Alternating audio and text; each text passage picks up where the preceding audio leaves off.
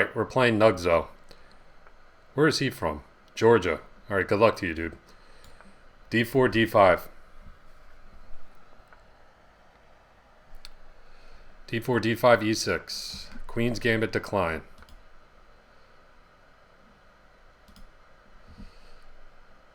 And he plays knight f3, which is not a particularly critical variation. Okay. He did play a critical variation, G3 to Catalan. I hate this opening. God, I mean, the Catalan's enough for a Queen's Gambit player to just give up the opening, to be honest. It is a really tough nut to crack. And we'll castle. Okay, so the purpose of that weird bishop b4 check back to e7 is to potentially misplace the bishop here. So we play queen c2. I'm wondering, I'm kind of combining systems here. I'm kind of combining ideas from the closed and the open Catalan. But my idea is to play quick DC, play b5, and get my light squared bishop to this key diagonal. Play knight d7 and c5. I get that in, I'm fine. So I think Nugzo misplayed this a wee bit. Just a little. Okay, so I just throw the knight in here. Have this nice outpost for my knight. I've got c5 in. I've got my bishop to b7. I've got no problems here. And we'll just capture here. Obviously, if I could trade light square bishops, if I could get rid of the Catalan bishop, I'm a happy camper. Let's bring the knight. Do I want to capture with the knight? Do I want to capture with the bishop? Probably with the knight.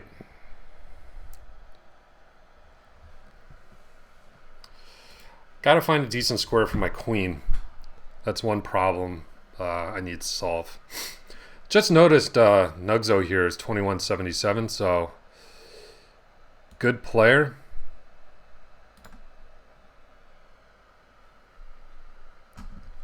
Let's try to pressure the queen here. And I'm trying to figure out what the deal is with the chat. I cannot see it on my phone. Oh, here's the chat.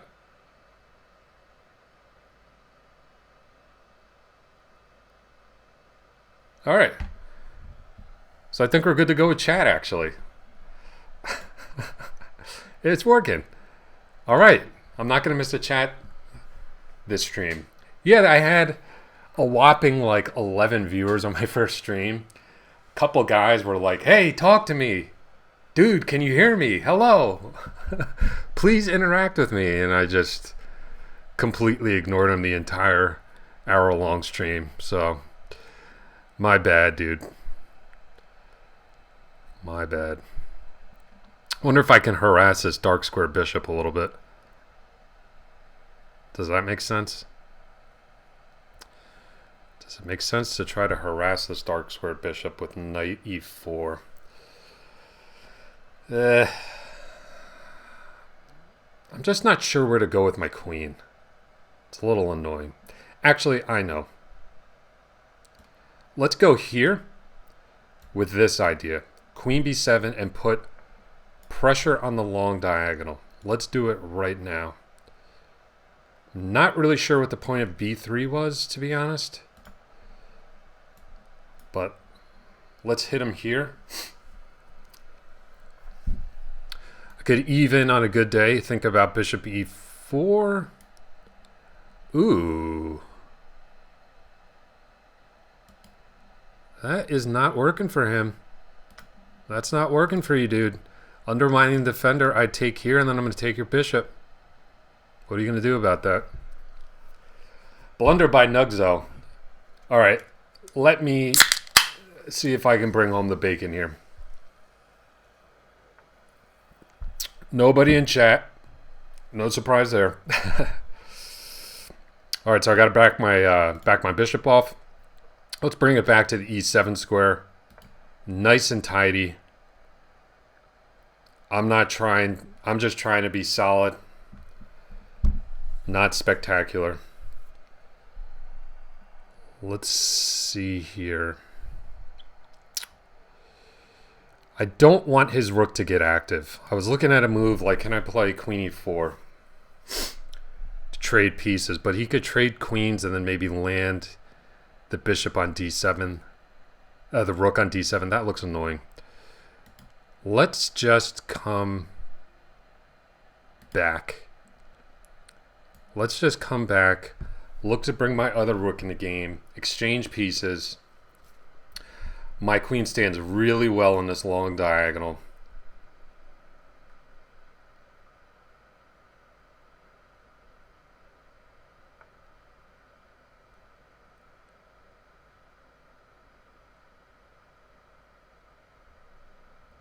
And let's just simply challenge here. Looking to trade pieces. Simple as that. And he avoids the exchange. Not so sure about that. I am going to get, now that he doesn't have an entry point on d7, I am going to get super active with my queen. Hit this pawn. Threaten other annoying stuff. I'm also hitting this rook twice. All around a pretty annoying move for my opponent to deal with. And he exchanges. And I should take with the rook. Still hitting here. And he goes super passive. So can't I... Well, if I take...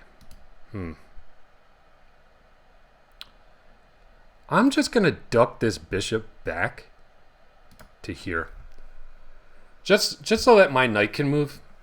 I don't want my bishop hanging on e7. And he brings in the queen.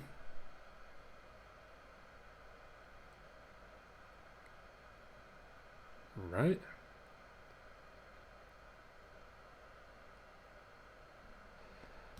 Now I'm going to take.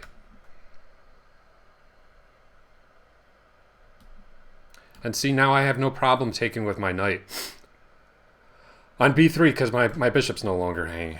So I'm able to safely take that pawn. And I'm just going to keep pestering him for an exchange.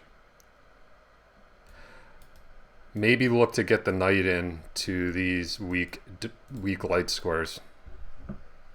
Something like that. All right. Again, let's just come back. Let's just be annoying. And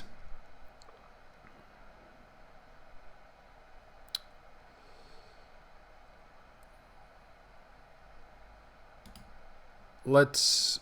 Oh, just notice my rook's hanging here.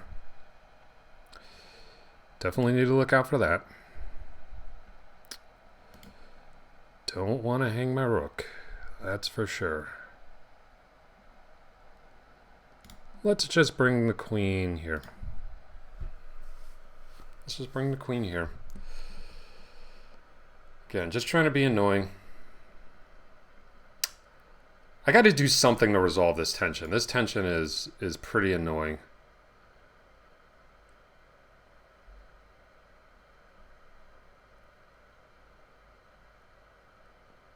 Okay.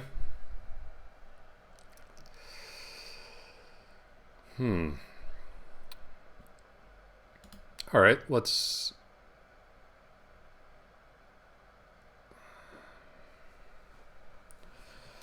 I'm not really sure where to go with this. Where to go with the queen. He's threatening to take...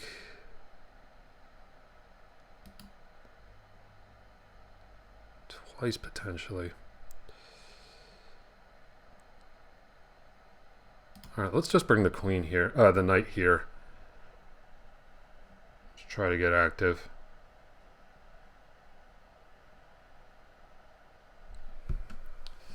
I'm not happy with how I'm converting this. I'm playing very tentatively.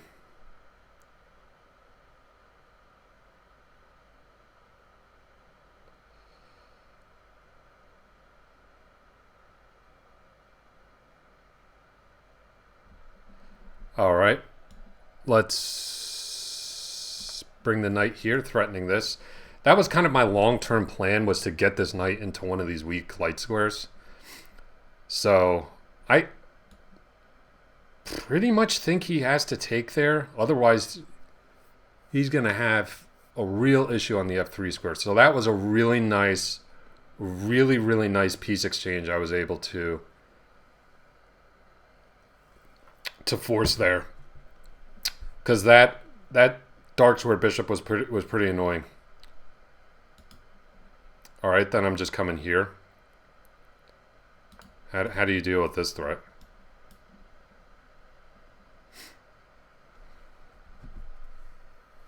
He went to like passively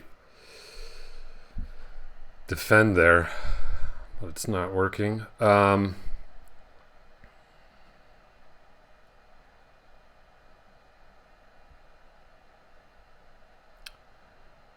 right.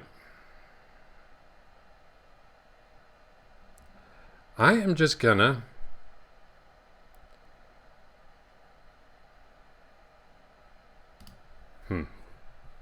I'm just gonna what?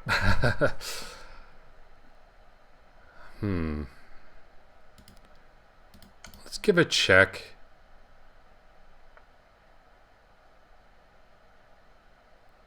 And let's just pin the rook. Threatening to take here. This is pretty annoying. This.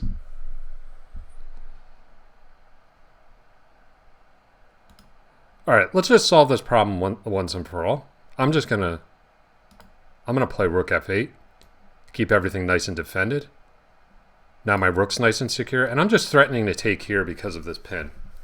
I'm just threatening to take here and start pushing my outside pawn majority. All right, let's just set it in motion.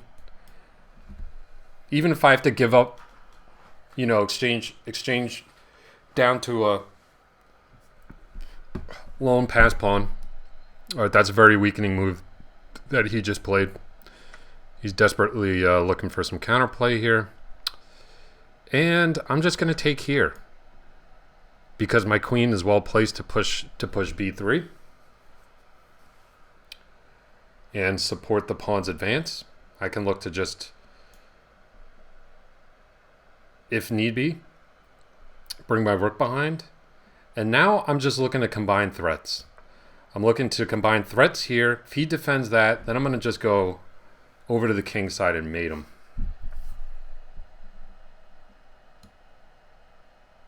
All right. Don't know what you're doing about the simple b1 equals mate. And the nice thing here is I can just promote, because this will win the rook. Got a nice double attack here. Boom. All right. I think even I can convert this game, hopefully. We'll ride for bagel says be aggressive. You know it. You know I'm going to be aggressive. All right, we killed that dude. Good game, Nugzo. He just... So Nugzo plays the Catalan opening, which for Queen's Gambit declined players, Nimzo Indian players, it's a real pain in the you-know-what. So I went for this closed system, bishop b4 check, trying to force the bishop back to d2, and then I drop back. The rationale being is this bishop's misplaced. It can cause some development issues for white that I don't really want to get into because it's boring, and also I don't know all the ins and outs and what have yous, but it's a line that I know. But then I'm pretty sure the move queen c2 is inaccurate. I'm pretty sure that's an inaccurate move. Maybe it's not. So that's when I decided to combine this idea of a6 with capturing on c4 and playing a quick b5, which is kind of the main line of the open Catalan. So I kind of crossed two systems here, and it seemed to work out. Like normally it's very hard to get your light squared bishop to the long diagonal to get c5 in. So I was able to achieve both of those things without really compromising my structure at all. So I thought the opening went really, really well for me. And yeah, I mean, the key thing here was, you know, what do I do with my queen? I didn't really know where my queen belonged, but then I hit on this idea of playing queen d7 and queen b7, putting pressure on the long diagonal here. And he just missed this. He just missed this tactic. I undermined the defender. Okay, so he's got to take, and loose pieces drop off. He had this loose bishop on d2, which proved to be his downfall. The same bishop that I provoked to d2 in the opening. So, you know, you're not provoking it to d2 in anticipating a tactic like this, but the point is that the piece is misplaced there in the opening sometimes, and it ended up costing him a piece. And yeah, I think I converted that pretty well. All right, let's get another game. I mean, it was a little hairy. I play my worst when I'm up material. Full disclosure.